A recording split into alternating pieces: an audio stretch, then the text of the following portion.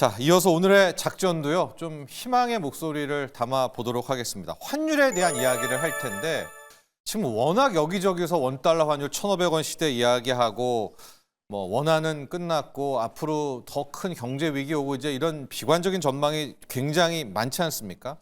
이와는 반대로 제가 오늘 소수설이기는 하지만 오히려 빠르게 환율이 떨어질 수 있다. 원화 강세에 대한 이야기를 한번 해보도록 하겠습니다. 그래서 원화 강세 세 가지 이유 이런 제목으로 오늘의 작전 펼쳐보도록 하겠습니다. 지금 여러분도 아시겠지만은 웬만한 곳 다 지금 환율 1,500원 이야기를 하고 있고요. 해외 증권사 중에서 이 노무라 증권, 원래 우리나라에 대해서 굉장히 좀 비관적으로 많이 이야기를 하는 곳인데 아예 2분기에 1,500원 찍는다. 그리고 3분기까지는 원화 약세는 뭐 계속된다. 환율 떨어질 생각도 하지 마라. 이제 아예 이 정도로 쐐기를 받고 이렇게 하고 있는데 자, 여러분 이 대목에서 그렇다면 정말 원화 강세 요인은 하나도 없는 걸까요? 그래서 한 세 가지 정도의 가능성들을 찾아봤습니다. 첫 번째가 이 국민연금의 전략적 환해지, 이 달러 물량이 나올 것이다라는 걸 첫 번째 이유로 잡았는데요.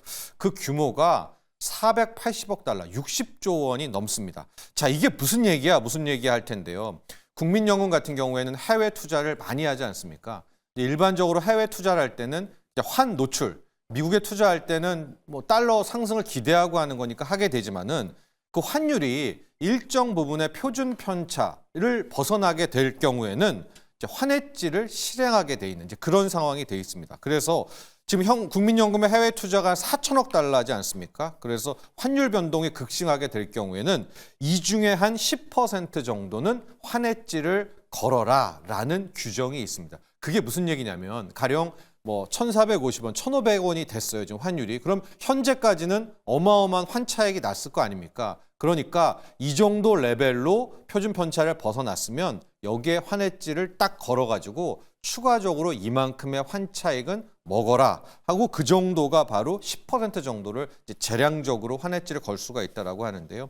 그 규정이 뭐냐면 환율 분포 신뢰 구간 99%를 벗어나서 5거래일 이상 지속됐을 때는 이제 국민연금의 해외 투자의 10%는 환해지를 건다라고 하는 건데요. 지금 바로 벗어났죠. 아마 1,450원 구간이 그 신뢰 구간을 벗어난 대목이라고 하니까 지금부터는 바로 환해지를 걸어도 상관이 없는 거고요. 그러면 지금 4천억 달러가 넘는 부분이니까 여기에 10%는 거기에 5%도 자량적으로 더 걸 수 있거든요. 최대 15%까지는 이제 국민연금이 환해지를 거는데 선물한 매도 방식입니다. 좀 어렵기는 하지만 쉽게 말해서 이제 달러 매도를 치고 이제 거기에 대해서 환해지를 걸어놓는 거기 때문에 아까 말한 4천억 달러에서 10에서 15% 정도를 한다면 480억에서 500억 달러 정도의 달러 물량이 확보가 된다라고 아주 쉽게 생각하시면 될 것 같은데 제가 표를 하나 만들어 왔거든요. 현재 국민연금의 환해지 방식별 이제 최대 규모인데요.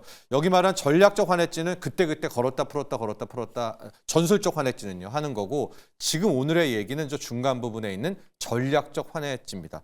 저기에 앞서 지금 최대 485억 달러 우리 원화로 환산하면 60조에서 70조 이상의 이 달러의 숨통이 트이는 거거든요. 하고 이게 앞서 말한 것처럼 이미 1,450원대에서 5거래일 영업 이상일이 지났지 않습니까? 당장 오늘부터라도 국민연금이 선물한 매도를 통해서 환해지를 걸어도 할 말은 없는 거거든요. 그렇습니다. 그렇기 때문에 저는 이 60조대 이 달러 물량이 있기 때문에 오히려 지금 예상과는 다르게 빠르게 환율 안정의 가능성도 있다라는 것을 첫 번째 이유로 삼습니다. 물론 뭐 지금 시중의 예상대로 1,500원, 1,600원이 되면 지금 국민연금은 비난을 받겠죠. 왜냐하면 더 많은 해외 투자분에 대해서는 환차 이익이 생길 수가 있는 것들을 일단 여기서 1,450원대에서 막은 거 아니겠습니까? 그렇게 비난을 받을 수는 있겠지만 어쨌든 법규대로 국민연금은 전략적 환해지에 돌입할 것이다. 이게 첫 번째 이유고요. 두 번째, 원화 강세가 나올 수 있다. 환율 하락이 뭐 1, 2월 내에 나올 수 있다라고 보는 이유는 일본은행입니다. 일본은행이 0.25에서 0.5%로 금리 인상을 할 수 있는 이 가능성인데요. 일단 1월 24일 날 BOJ의 통화정책, 금리정책 발표가 있는데 지금 세간에서는 1월이든 혹은 2월이든 금리 인상은 이미 거의 기정사실화하고 있거든요. 1월 24일 날 안 내린다면 2월 BOJ에서 내릴 것이고 연내 최소 2번은 일본이 금리를 올린다라는 겁니다. 또 하나가 이번 주에 아예 24일까지 안 가고 앞서도 얘기했지만 9일 날 일본의 실질 임금 상승률이 발표가 되는데 이 결과에 따라서 1월 인상이 될 수도 있습니다. 여기가 좀 예상만큼 임금이 많이 안 올랐다면 2월 인상이겠지만은 여기에 따라서 엔화는 굉장히 변동성이 커질 텐데 늘 말씀드리지만 우리는 일본이 금리를 좀 올려서 엔화를 강세를 만드는 게 너무나 필요합니다. 왜냐? 엔화 강세는 달러 약세고요. 달러 약세는 다시 원화 강세로 오고 있기 때문에 자, 두 번째 이유로는 엔화 강세입니다. 일본의 금리 인상 가능성에 따라 엔화 강세, 달러 약세, 원화 강세고요. 세 번째가 실은 오늘 제가 가장 하고 싶은 이야기이기도 하고 지난 주말에 좀 깜짝 놀랐었는데요. 마로라고 합의, 일명입니다. 일명 마로라고 합의에 대한 이야기가 스물스물 나오고 있다는 점이 저는 오히려 지금 1,500원 시대를 얘기하기 전에 환율이 떨어질 수 있다고 보고 있는데요.